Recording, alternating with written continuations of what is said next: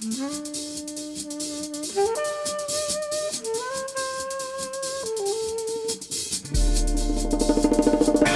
guys, Cavecan here.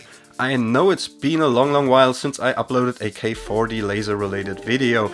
I was kind of busy, you know, there was summertime and vacation and lots of paperwork, and now I'm back. In the meantime, you guys gave me a hell lot of comments, and still a lot of people are asking me about this power supply which is in here.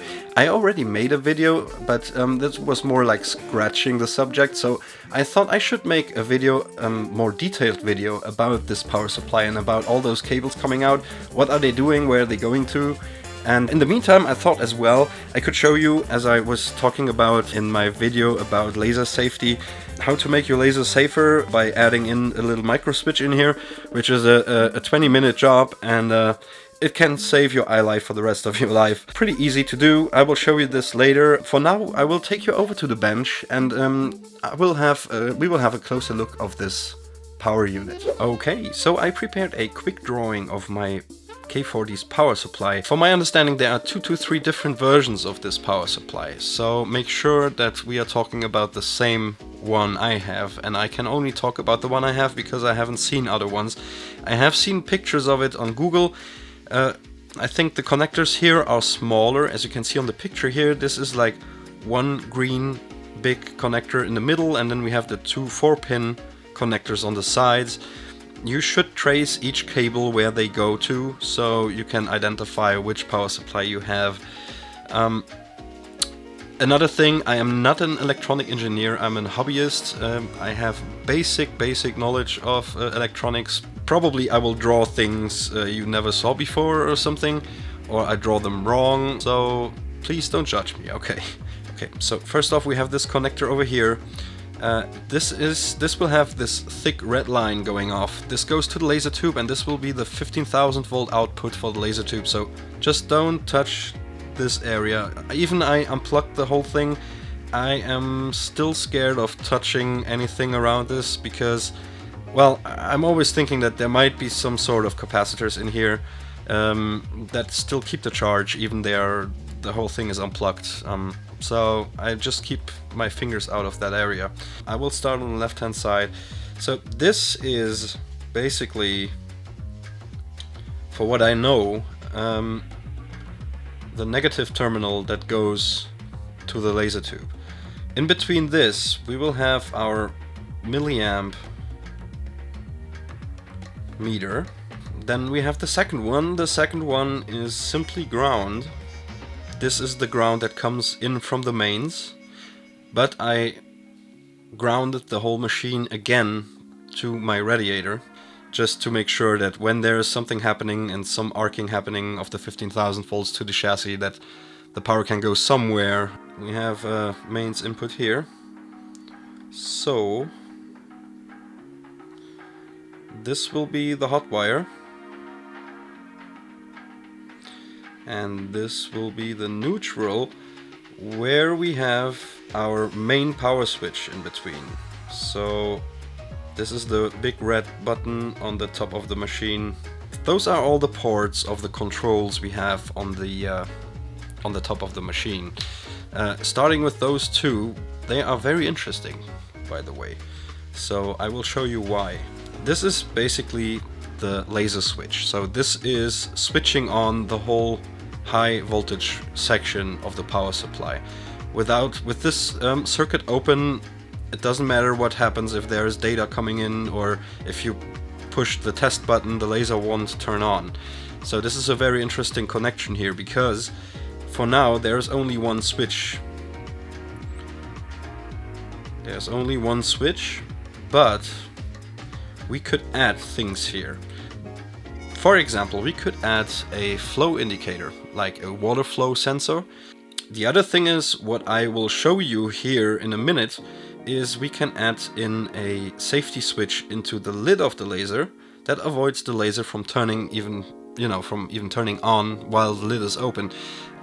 By the way, a nice shout out to Geeksmith. He just made a video like 3 days ago about how to install one of those safety switches into the lid. He also added a key switch to this.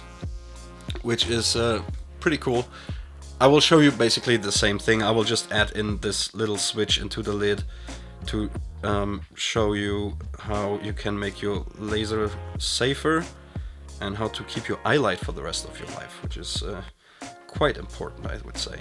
So this is why I put it in a second switch here. Then we have those two terminals, which is interesting because let me write this here. This is ground. I will come back in a minute to this.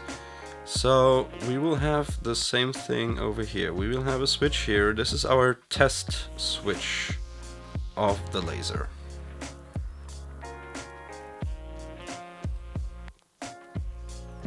So when those two switches are closed and we push this, we will have a burst of laser light, you know, to align our material, to check the milliamperage. So there's another line coming off here, which is our potentiometer. That's the thing where we can manipulate the milliamperage. So I'm drawing this wrong, I know. So this probably should always be straight, and I'm just drawing them diagonally. But maybe you probably see what I'm trying to explain here. This is our potentiometer, where we can set the power, the output power of the laser tube. This is where our USB or main board hooks up to. So we have USB coming in right here, and then we have, I think there are 4 cables coming off to the side, which are going to the motors, the stepper motors, and then we have those 4. So this one is a line that carries 24 volts. Then we have that one, which is a ground.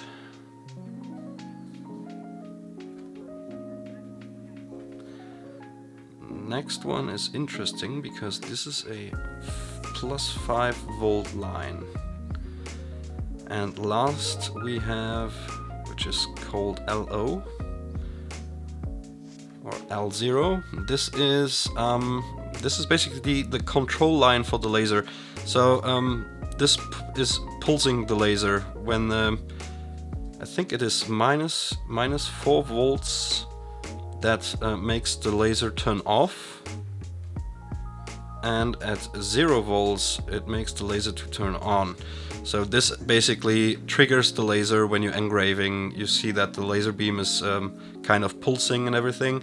Now the interesting thing is that we have a ground and a +5 volts output here, and this is where I hook up my targeting laser, for example. So we have +5 volts and we have ground. I also hooked up a very little small LED strip, like 12 to 13 inches long. I would not hook up something, you know, that draws too much current, but I think for a small LED strip and a little laser diode, it should be plenty. So the other thing is I have my air assist, which is a little compressor pump, a aquarium compressor pump. And I hooked that up straight to the mains here. So this is when I, you know, switch on the whole machine, this, you know, the pump will run as well. So yeah, this is where I hooked up the air pump. And also, let me think. Oh, I also run a separate USB power supply over there, over that. And things like the thermometer and the cooling fans of my air cooler, well, the water cooler. So I thought it might be a little bit risky to hang, you know, to attach them to this port, because especially when you hook up a motor or something, they pull more amperage in the beginning to speed up, and that could cause problems with the PCB. So I just added in I think it's an old USB iPhone power supply, so I could just hook up a cable, snip off the plug, and wire it up straight to this thing. This is basically it. So I want to show you how to install this second safety switch to the lid of the laser. So as long as the lid is open, the whole high voltage power supply will be turned off. I just wanted to show you where I hook it up, because I will hook it up straight to the power supply. Like right there, we'll pull out the cable. I made a measurement between those two points, and they show me 4.8 volts, which is very nice because you know, when we have this micro switch installed inside of the laser bed, even it is insulated, you know, you're fiddling around with your fingers in there, and I really don't want to have high currents or voltages inside of the laser bed if not really necessary. What we need a little micro switch, something you get at Amazon for probably $1. Let's say $2. I need a little self-threading screw to screw this thing in place straight into the chassis of the laser, and we will need a piece of shrink tube just to insulate, you know, to insulate the contacts, to make everything look nice and clean. Some cable and a soldering iron, maybe you know, a pair of scissors, a cutter knife or something. We will need a drill bit to make a hole inside of the laser chassis. Alright, I will take you over to the laser bench right now. Okay, first things first, we need to unplug the whole unit from the mains. Don't want to have any power in here while working on the power supply. Here's this little micro switch. What I wanted to do is, I want to install this right here. Screw in a screw through the chassis with a self-threading screw, a metal screw. To hold this thing in place. It should close the circuit when the lid is closed.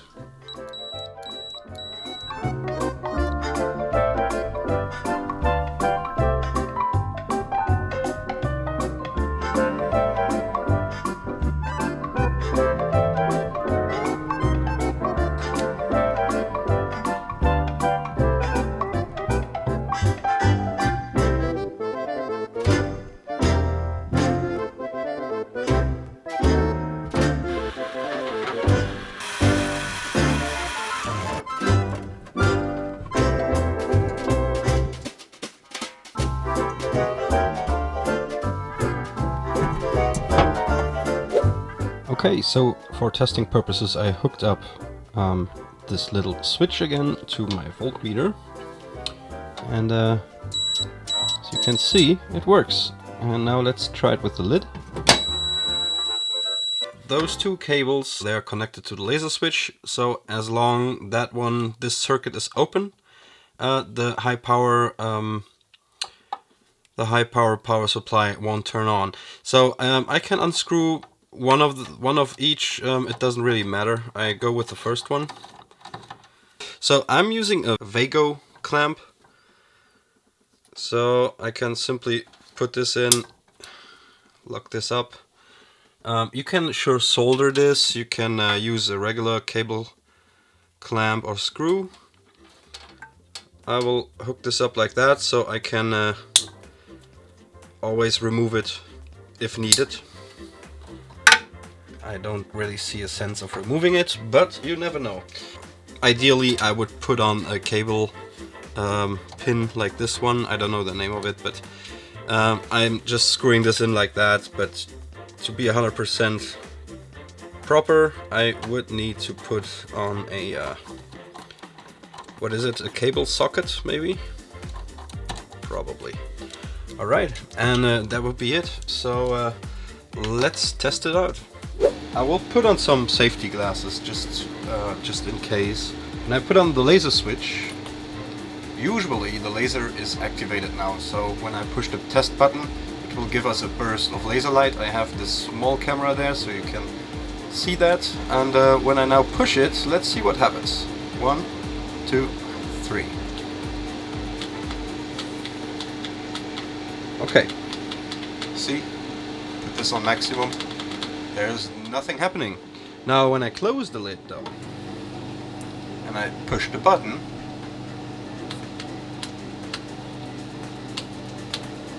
you see it's burning through. Again, it's not working. Closing the lid, and there we go. So, perfect. It works. It was a very small mod, as I said. It's very cheap, and it gives a lot of additional safety to this unit. I hope you enjoyed this video. Please subscribe and leave me a comment below if you have any suggestions, and I'll see you very soon. Until then, see ya!